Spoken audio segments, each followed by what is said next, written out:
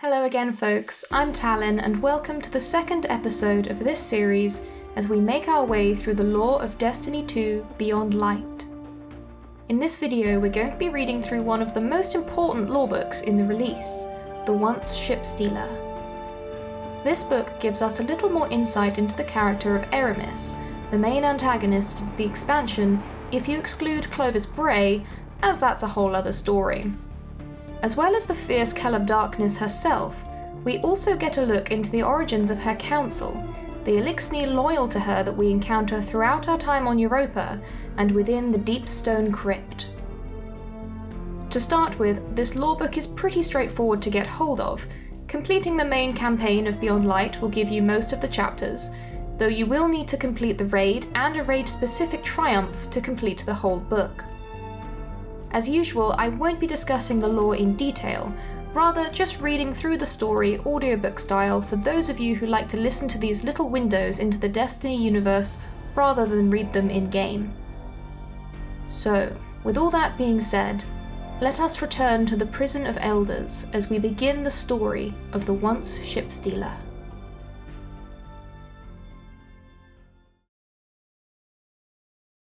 Chapter 1. The Prisoner. In the depths of the Prison of Elders, Eramis is the Kell of no house. Outside, she is the firebrand of House Devils, the arch-fiend of Twilight Gap, the Shipstealer. But here she has no house. Here she reigns all on her own. In the arena, where Eliksni runts and leaderless Cabal challenge her, she rules with a broken arc spear for a scepter. It's the strongest weapon they'll give her, and she bends it to her will. No matter how many times the Etherfat guards try to send her to her death in that arena, she triumphs. She kills their champions, watches the ether hiss from their masks, watches the gel leak out of their suits. She begins to cherish the smell of a good fight. Blood, sweat, ether, fear. She imagines that one day, a banner will be emblazoned with a broken spear and an inverted crown. House of Anarchy. House of Riot. House of Eramis. House of Nothing. When there is only one Kell, there is no need for houses. Today, she fights a centurion of the Broken Red Legion. Money changes hands. His pauldrons are scuffed with the memory of battle, and he's been given a warhammer. He raises it to cheers and peacocks for the crowd. Eramis tosses her broken spear between her hands, waiting. Two glowing, pinpoint eyes focus on her as the centurion turns. He swings the hammer at her, and she rolls out of the way. He swings it again, but she's behind him now, and out of his sightline. Like a creature searching for a fly on its back, he struggles to find her. She jams the sparking head of her arc spear into a notch in his armor, and uses the leverage to vault herself onto his shoulder. He rages like a near-side beast, all fury and stupidity, and nearly throws her from his shoulders. She tries to pull her spear free, but his giant hand knocks her senseless for a moment. The spear releases at the last minute. She grabs the top. Arc energy bites her palm as she jams the tip of the blade under the edge of his helmet and into his neck. He screams. Before he falls, she leaps off and lands on her feet. The crowd never cheers for her. Instead, they whisper. No prison will hold Eramis Kell, they say. Eramis Kell is a devil greater than the devils themselves. Eramis Kell does not know how to lose. Chapter 2. The Wolf. The neighbouring cell holds a wolf. She ignores him at first. He's too greedy for her acknowledgement. Sometimes he reminds her of the needy dregs that followed her old Kell like carrion birds, squawking for attention and squabbling over his kills. What the Eliksni have lost, more than anything else, is dignity. Eventually, the wolf learns to intrigue her. He calls himself Praxis, and he has ideas. But he's young. He thinks every idea he conceives of is the first and best of its kind. She suspects he's never had to report directly to a Kell. He likes to talk about machines, building them and bending them to his will. He has a mad idea about recapturing the great machine, binding it in arc wire, and making it give them its power. He's been listening to the stories about Gaul. She lets him talk, and she asks him questions. Every question is a whetstone. Every conversation is a test, and it will only take one failure to lose her interest. The great machine made the Eliksni great, she says, until it left us. When it did, we were weaker than when it arrived. Why do you seek its touch again? To return us to that strength, he says. His voice is muffled through the wall between them, but the arrogance comes through clear. How can you build strength on a foundation of weakness? She asks. Each word is a needle. Each word should sting him with revelation. He remains silent. Did the great machine make the Eliksni strong, or did it draw out the strength within us? She asks. Again, silence. She tilts her head back, looking at the dark ceiling of her cell. Reliance is the greatest weakness. Remember that. You are playing with a child stacking spheres. He's silent so long that she begins to wonder if he was worth her time. Then he says, I will create new spheres. She closes her eyes and smiles. Chapter 3. The Traitor. On the day of the prison break, Eramis is nursing a gut wound. It's not fatal, or at least she doesn't think so. She won the match in the arena, but not before an arrogant captain drove a sword into her side. It cut through her devil robes and left a bloom of blood that reminds her of the waterflowers on Reese. Atheris loved waterflowers. She's dozing when Varix arrives at her cell. Eramis. She opens her eyes and then narrows them immediately. Despite the wound, she stands. Too quick, she gets dizzy and steps towards the cell door. Traitor, she says in greeting. Varix flinches. He shakes his head, lowers his eyes. Even with the door between them, she can see his fear. It buoys her. There is change to come, he says quietly in Eliksni and then looks over his shoulder. His eyes dart back and forth, fearful, suspicious. He switches suddenly to the clumsy common language of the Guardians. Change Varix will make, yes? Change Varix will lead, but Varix too will need a leader. Eramis laughs. You wish to make me your prisoner, Kell? No, Varix cringes. Varix wishes. I do not care for what you wish, Varix the loyal, she says. There are Eliksni who change in the shadow of prison bars. They fall. They shrink. But Eramis has grown. She must show Varix that even with this steel between them, he is smaller.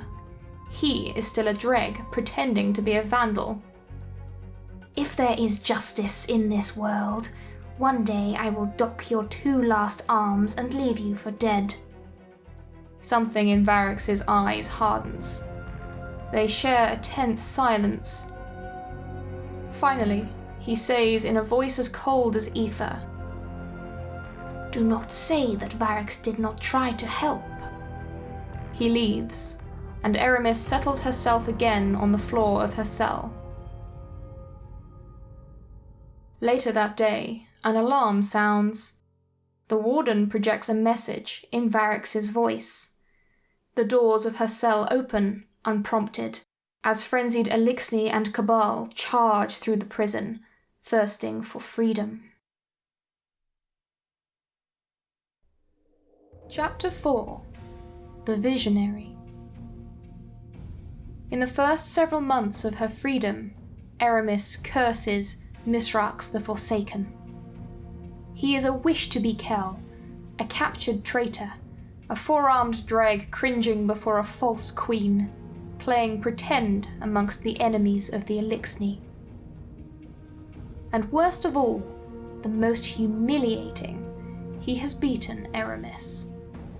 She has failed to acquire the Siva weapon, failed to shame the Guardians, failed to reignite the fires of the House of Devils. Her failure haunts her. Now she sits on the bridge of her stolen ketch, straight-spined, staring at some distant point that she has long passed, one she can never return to. Atrax, youngest of her council, watches her from across the room. She closes the gap between them. "My Kell," she says. She has a voice like a child. Eramis is quiet for a beat longer than she needs to be. Finally, she says, "You are too young to remember the old house, what the devils were before." Atrax bows her head out of respect. "This failure has no sting for you." Eramis bites, bitter. Atrax keeps her head bowed. Then, slowly, she raises it. Her eyes dart over Eramis's face, searching. "I am too young to remember," she agrees. "But my eyes are clear. I can see what the devils will be." Eramis opens her mouth to remind Atrax of her place, and then pauses. Something in her mind has unlocked. She stands to her full, towering height, stretches her second set of arms. "No," she says. Clarity has descended on her like a Reese rain shower. "The devils are nothing." She begins to walk out of the room, purpose in her step, fire reignited in her belly. "The devils are dead." House of Anarchy, House of Ruin, House of Eramis. We must become something new.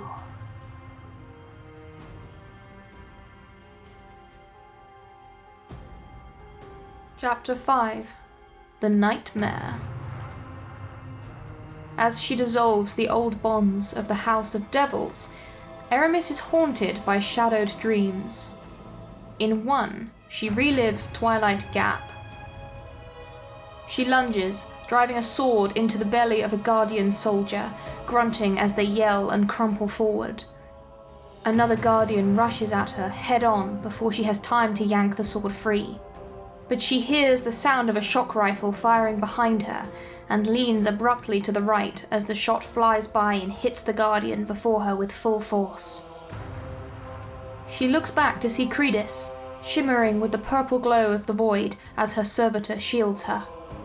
Priestess tips her head in acknowledgement of Eramis and turns to fire the rifle into another cluster of Guardians.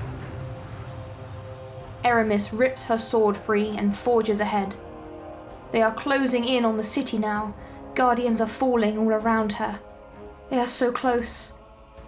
Fast, heavy footfalls come up behind her. Phylax, ferocious and bloodthirsty, shouts to Eramis as she attacks a towering, broad-shouldered Guardian. Eramis ducks and slides out of the way. As Phylax makes contact with the Guardian's head, Eramis slashes the beast across his side with her sword. He loses his balance and she kicks his hip, tipping him towards Phylax. In these days, Phylax almost always fights with her bare hands. She breaks his neck. Eramis pushes forward. They are so close. A ferocious laugh erupts to her right, and then the thundering blast of a scorch cannon. panics. A blur of whirling machinery creates explosions of earth and flesh and blood all around them. He keeps laughing. So close. But then, before her, a blinding flash of gold.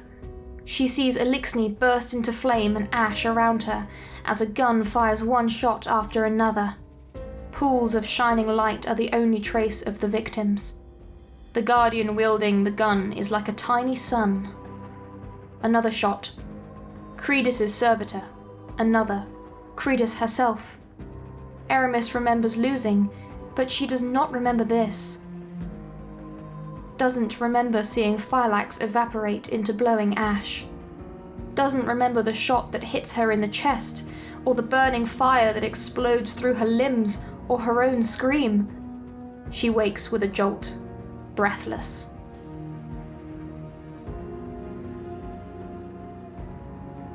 Chapter 6. The Herald. The dreams persist. They are old memories, but twisted, battling a guardian in the prison of elders and falling before their light. Athris banging on the walls of her sleeping pod, calling for the great machine. She can't sleep. Something in the dreams tells her to travel to Earth's moon, and she follows the sign. On the moon, she fights through corpse-stinking hive like swarms of flies. Their fetid stench is unbearable, worse than the carcass piles at the prison, worse than the battlefield of Twilight Gap. They eat and breathe death, and she resents their breath upon her, so she cuts through them like so much tall grass. A night stalks her deep into the catacombs, staying on the edge of her hearing, matching her footsteps.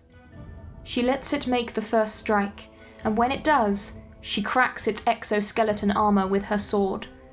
The thrill of the fight, hearing the night howl as it meets death, is almost comforting. A reprieve from her unsettling dreams. She's painted with hive blood as she continues her advance, and when she finally comes upon the ship, a familiar sight causes her to freeze in her tracks. She remembers this fleet. She remembers seeing them in the sky like black arrows. She remembers the space where the great machine was, and then the blank space where it wasn't. It was all a lesson in dependence, one that took many years to learn. This time, the black arrow speaks to her. She knows it's not Eliksni. It's not one of the clumsy tongues of Earth, nor the lilting speech of the reef. It is something else, a whisper. But one that is so loud and somehow understood so perfectly. Stop waiting, it says. No one is coming for you. You must be your own salvation. She feels something in all four of her hands, a tingle, a buzz. It reminds her of the broken arc spear. She clenches and unclenches her fists, staring at the sleek surface of the ship. There's power here. Power that she can grasp, but not yet. A waking dream strikes her like lightning. She's transported. The bleak, grey dust of the moon falls away, and she stands in a white plain of whipping ice and snow. It blinds her, chases her breath away. Then she is on the moon again, and the whispers are silent. She knows where she must go next.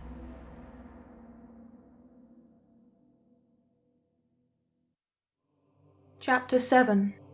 The Scribe. Eramis and Varix stand in the shadow of a half-constructed city.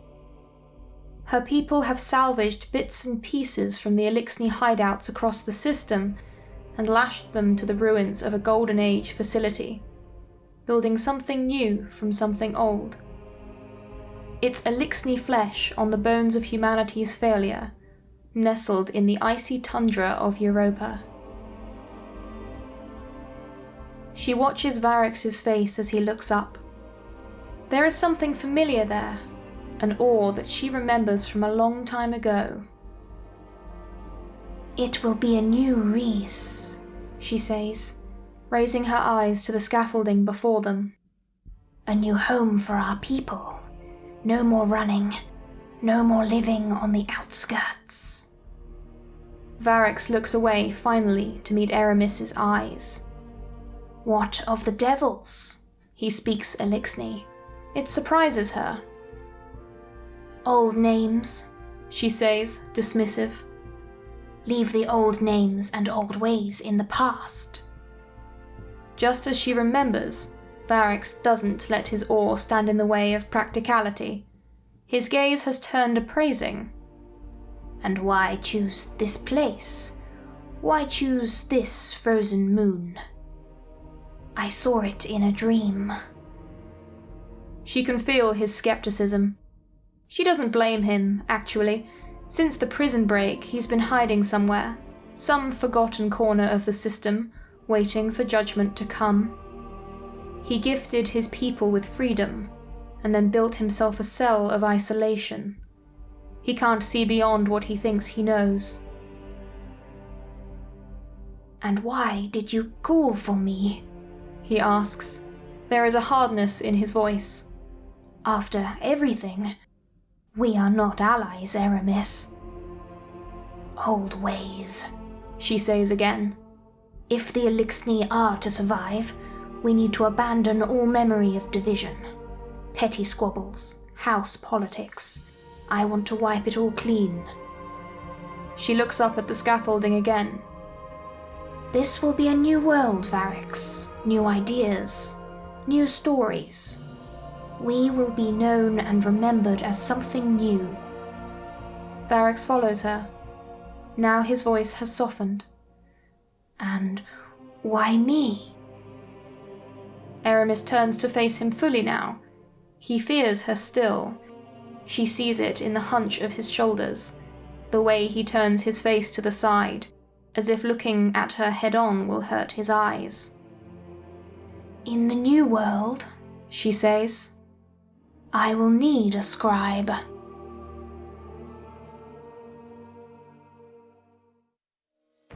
Chapter 8. The Council. Old friend. There's a bloody grin in Phylax's voice as she clasps Eramis's hand and pulls her close to her chest. Priestess stands behind Phylax, tall and ethereal. They are exactly as Eramis remembers them. Phylax chuckles. I always said no prison would hold her. Eramis laughs, easy and familiar. It's as if nothing has changed. She's transported back to her House Devil's days. The days of assignments in the darkest, grimmest parts of her old stomping grounds, the Cosmodrome, with no one but these two for company. They laid waste to members of encroaching houses, razed human settlements to the ground, dreamed about the day they could challenge and strike down their own Kell to take up the mantle for themselves. But Priestess looks behind Eramis, not at her. And soon Phylax does the same. Her eyes narrow. She lurches forward past Eramis to grab Varix up by his neck. Traitor dreg, Phylax hisses and spits. Cringing little. Varix scrambles and kicks like a creature in a trap. Phylax! He gasps. Praxis and Atrax stand to the side, waiting to meet the veterans of the old house. They watch without concern, though Praxis looks pleased. They do not intervene. Phylax tightens her fist. Let him go, Eramis says. Phylax looks at Eramis, and then drops Varix. She says nothing, but Eramis can feel her disapproval. Priestess's too. Doubt creeps into their minds. His crimes are undeniable, Eramis says, dismissive. She doesn't look at Varix, but hears his tortured breathing as he scrambles back, away from Phylax. But he's all that remains of house judgment. You've no special love for scribes? Priestess says skeptically. Eramis inclines her head. No, but a scribe who can draw the ear of the reef Eliksni. Phylax grunts in understanding, but still looks unimpressed. She returns to Priestess's side. Priestess, on the other hand, looks pleased. Clever, she says. Before they can question her further, Eramis changes the subject. But I didn't call you here for politics. She gestures with one of her secondary arms. Come, let me show you what we've built.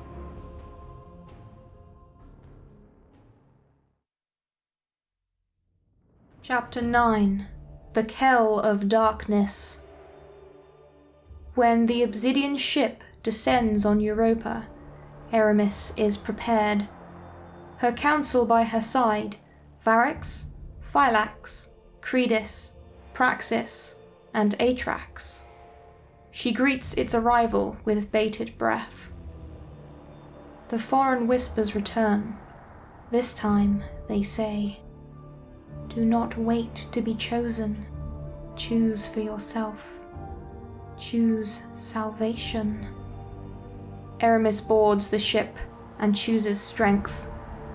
It is in this moment, as she holds this cold and ancient power in her hands, that House Salvation is born.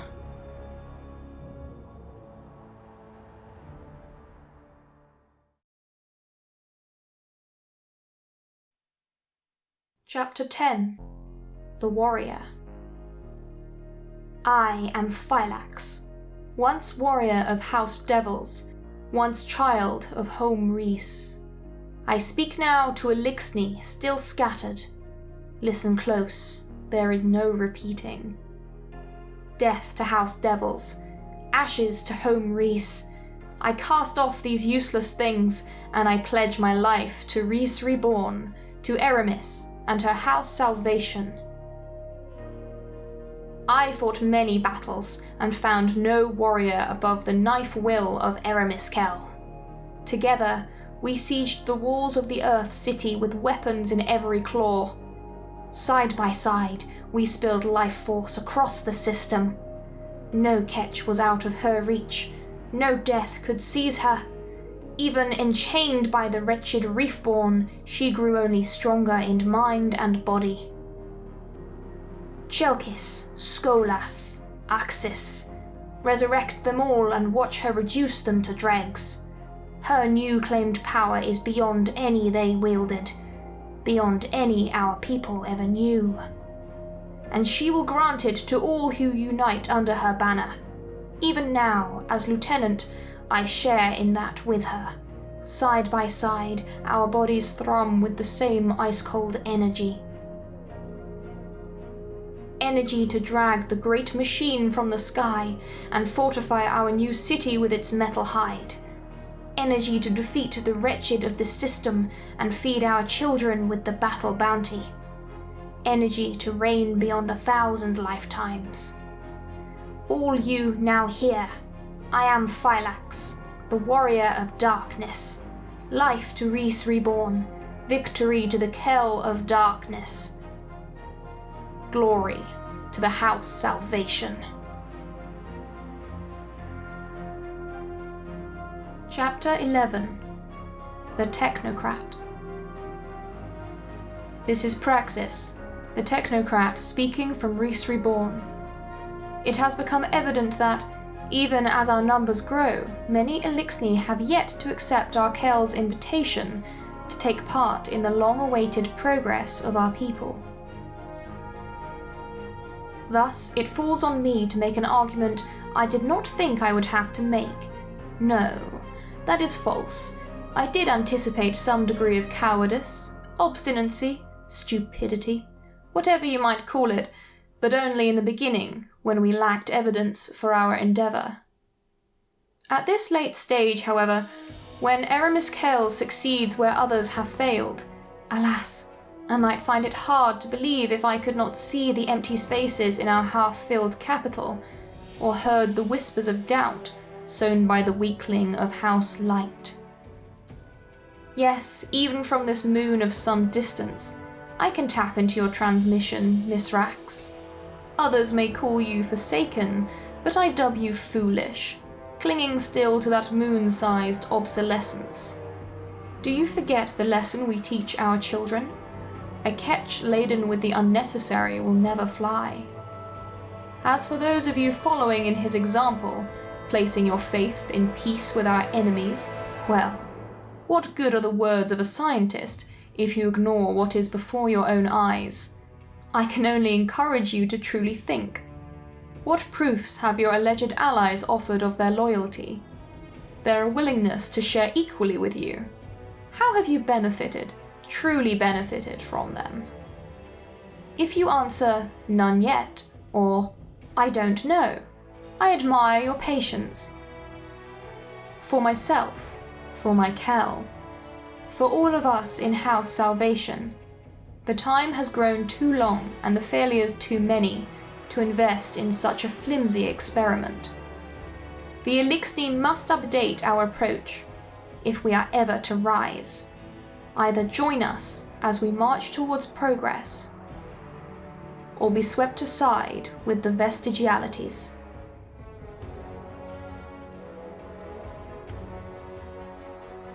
Chapter 12. The Priestess. Eliksni, Priestess, the Priestess, cries out to you across the abyss. As we speak, the Once Shipstealer brings the promise of our people to pass. Soon we will rise to our true prominence, united under one banner and one Kell, with no gods but ourselves. For who withstood the whirlwind? Who pieced together ketches and armories out of ruins and scraps? Who roamed the vast expanses for generations, subsisting on drips of ether and facing endless battle? Who survived? We did. Not the so-called great machine, nor the idols we crafted in its image. The Eliksni survived. So why do we pine still for a light that shines not on us? Why do we kneel to the servitors that we created? Because we are afraid. Because, for all that we've suffered, for how long we've travelled, we clung tight to the belief that we were meant for a higher existence, meant to evolve beyond our current forms. If only the whirlwind hadn't cut off our people from godliness too soon. This I believed as well. I mourned the death of our collective potential in our rituals and rites. Felt the acid burn of despair on my body as I received succor from our prime servitor. Dreamt of the day I turned my weeping eyes up to the sky and found it empty of salvation. I was blind. But Eramis removed the light from my eyes, and now I see. So I entreat you, children of Rhys, come receive clarity for yourselves. Witness the greatness of the House Salvation and the Kell who leads it.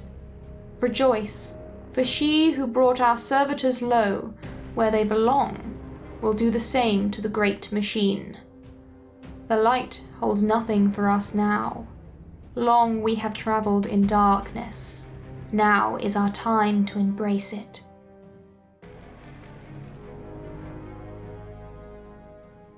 Chapter 13. The Wildcard. I am Atrax, the Wildcard, and I have been charged by my Kell to speak to the youth of the Eliksni. Those who, like me, have never known a life that wasn't wandering. Who have no memories of Rhys, only tales of glorious cities under glowing green skies passed down from our elders. The very same ones who moan that we have never felt true peace, which can only be found under the shade of the great machine. Well, I, for one, am glad for it.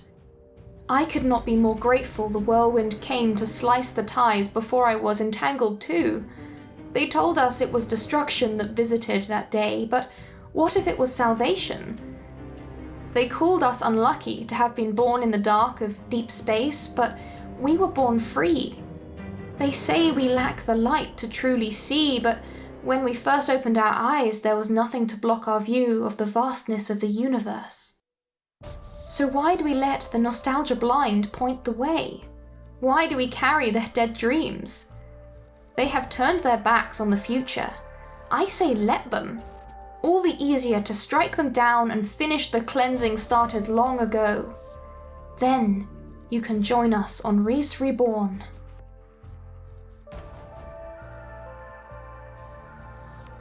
Chapter 14. The Scarred. Ha! So the Kell of Winter seeks the aid of Tannix, the Scarred. How formal. Wasn't long ago you called me self-serving scum and spat at my bannerless armour. I might have ripped each and every one of your arms from you then, and torn off your legs for good measure. But I sensed one day you'd come begging for my services. Lucky I am such a vulgar mercenary after all, eh? It works in your favour now that I hold payment above pride. Payment not just in glimmer, in blood and battle too. No one Kell, no one house has been able to slake my thirst, no one job either. Though a breakout of the Prison of Elders might come close. But for Axor, you ask me to pass over far greater warriors for that impotent Archon? You think he will serve you better than Pekis, the Disavowed? Than Pirsis, Palace Bane? Than Kalzar? Than Drekthas? You'd choose Axor over the Shipstealer?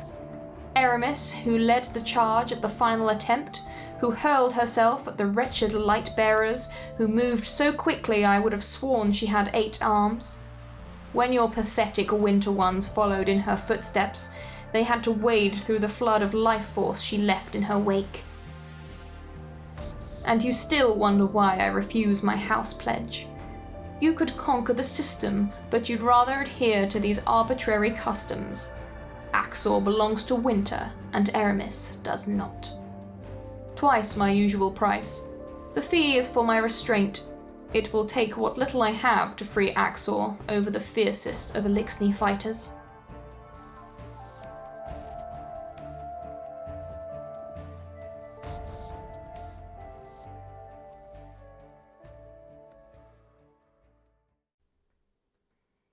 If you've made it this far, thank you so much for listening. Please consider dropping a like and subscribing if you've enjoyed this video.